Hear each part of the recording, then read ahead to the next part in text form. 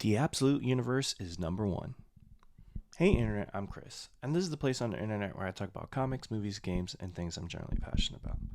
So, the last month, the Absolute Universe of DC has launched with Absolute Batman, Absolute Wonder Woman, and Absolute Superman. Of course, they launched with the Trinity, and it's been a resounding success. Fans, critics have loved the titles, and as you can see, it has also been a financial success. Absolute Batman and Absolute Wonder Woman were 1 and 2, respectively, when it came to the top 50 comics in sales, according to ICV2. With them, it's not an exact science because they use Comics Hub, to report sales. And honestly, like with floppy sales, it's hard to kind of track. You don't know like what's digital, what's physical. Obviously, when things sell out, it's sold out at a distributor level. That doesn't mean that comic shops don't have copies of the titles anymore, but nonetheless, it's still great to see Absolute Batman and Absolute Wonder Woman at the top of that list. This list, and it still is really full of Marvel titles.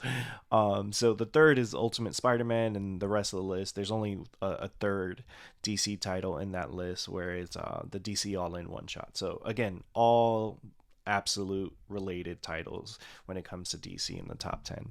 And DC, over the last year has struggled a bit when it comes to sales. It's slipped in terms of its market share compared to Marvel.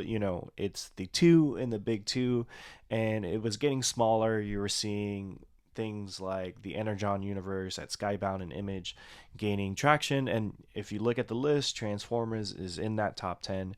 You have things like Void Rivals, Destro, a lot of things from that universe populating this top 50 list. But again, when it comes to Absolute DC, I think there's been a lot of hype around it, and you wonder, hey, like, will that translate into sales? And it has, and that's what the important thing is. And as I've talked about this on this channel, like, it's been great seeing the comments of how people are really passionate about these titles, and also it shows that, like, hey, like, not only do number one and relaunches sort of obviously do a artificial pump in sales, but if the stories are good, you're going to have a lot of success.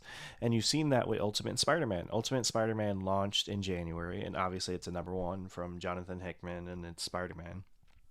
But that book is selling better than the Amazing Spider-Man title because the story is great and you have people engaged in that book.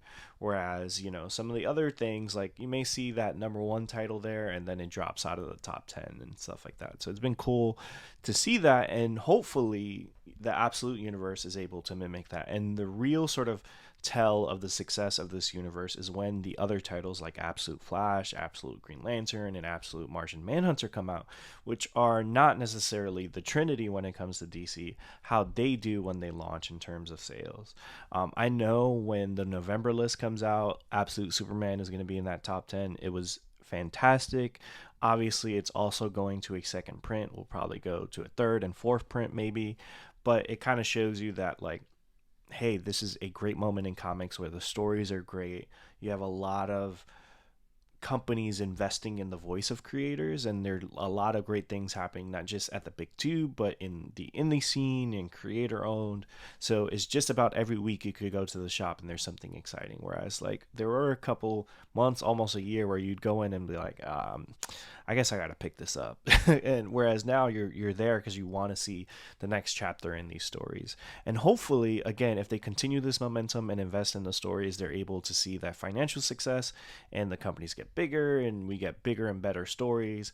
Whereas, before it seemed like we were getting a lot of sort of average slop, and then also, like, it seemed like the companies and the creators weren't too invested in what was going on. But right now it seems like there's a great moment in time, and I just wanted to shout out sort of like what Scott Snyder's been doing with Absolute, because he's really sort of been at the forefront, and he doesn't really need to be. He can, work on his creator own stuff. He didn't need to come back at DC. He didn't need to assemble this great sort of stable of creators to launch this Absolute universe.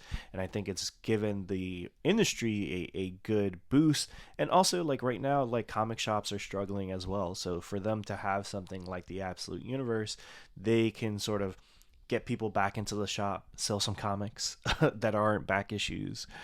So shout out to him for really sort of being at the forefront, being a cheerleader, and also sort of supporting other creators in this endeavor and making sure that people sort of get the spotlight. So yeah, it's exciting. You know, again, if it's a Batman number one, yeah, like it's gonna be in the top 10. But it's great to see Wonder Woman number two. You know, Wonder Woman, the main title, is in the top 50. You know, Tom King has been doing that. I haven't really loved that title, but it's a success, which is great. And I think whenever the Trinity have, you know, A teams, like whether you like it or not, it is great to see them have that type of investment versus like, hey, let's just put out this title because we have to. So it's great to see Wonder Woman have not one but two books in the top 50. But what do you think? Have you been picking up the Absolute titles? What did you think of Absolute Batman and Absolute Wonder Woman? Let me know. Like, comment, and subscribe, and peace.